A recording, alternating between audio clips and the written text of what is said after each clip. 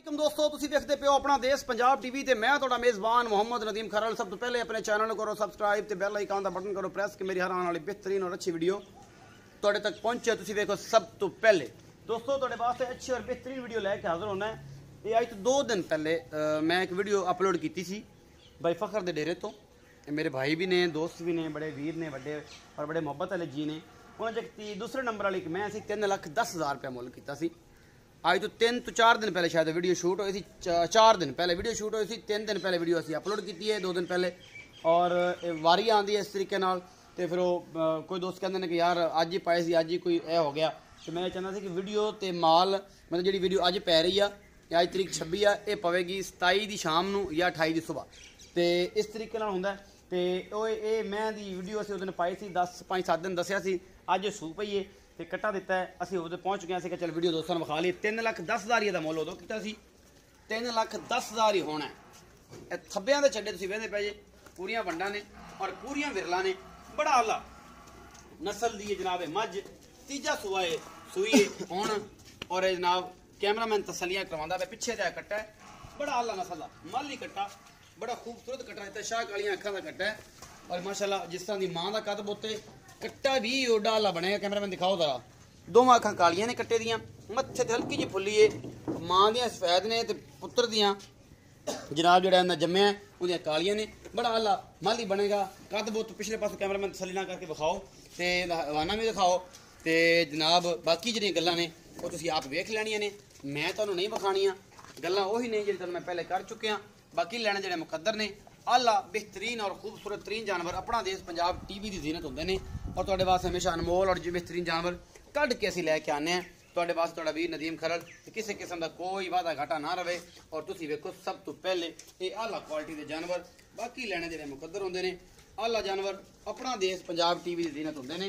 और तुहाडा वीर हमेशा तुहाडे वास्ते जानवर कढ़ के लैके आंदा, गल्लां नहीं काम करके विखाईदे ने। और काम इंशाअल्लाह तुहानूं पता है कि अपना देश पंजाब टीवी ते टीम तुहाडे वास्ते बड़ी मेहनत के तहत एक मामले कर दी है कि यार किसी किस्म का कोई मामला ना रह जाए, पूरियां कमियां कोई ना रह जावन, तसलियां हो जावन। बाकी जनाब तुहाडे सामने है एक एक चीज़।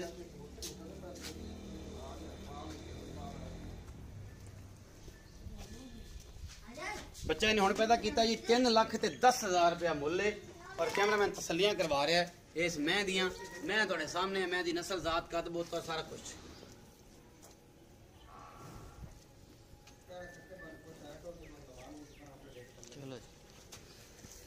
जी भाई फखर तो है नहीं, मुल तो मैं दस दिता है भाई मजर ते मुल ओही है जी 3,10,000 जी।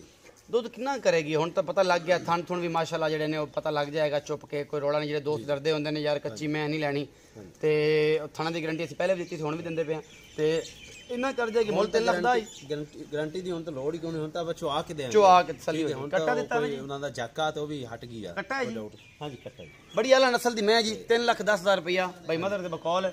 और दूसरी गल है भी गल्लां बातां नाल नहीं होंदा हिसाब किताब। ਆਪਾਂ ਉਦੋਂ ਵੀ ਅੱਖਾਂ ਆਪਾਂ ਚੁਆ ਕੇ ਦੇਸਾਂ ਠੀਕ ਹੈ।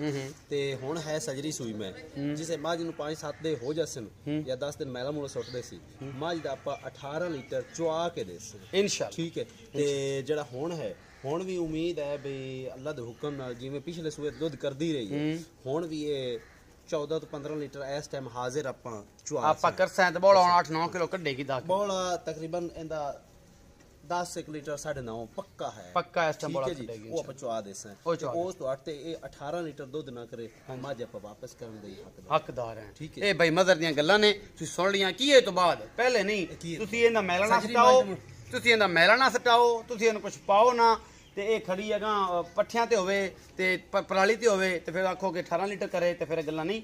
इनका ख्याल करो, केयर करो। दुध दी गारंटियां मालक दिंदे लेकिन तुहानूं केयर चाहिए है। केयर करोगे जानवर इंसान दा हक मारदा, हर जगह तो कोशिश करदा कि हक मारो। जानवर कदे नहीं हक मारदा क्योंकि जो इहदे मुँह च पाओगे इंशाअल्लाह उहदे बदले तुहानूं मुतबादल जरूर देगा। उम्मीद है अज वाली वीडियो तुहानूं बेहद लाजवाब लगेगी। अपना बहुत सारा ख्याल रखा जे। पाक आर्मी का खास ख्याल रखा करो। जिथे भी तुहानूं सोहणे जवान मिलन पाक आर्मी दे उन्होंने सैल्यूट मारिया करो दिल दी अथाह गहराइयां तो। ये ने ते असीं हां, ये ने ते पाकिस्तान है।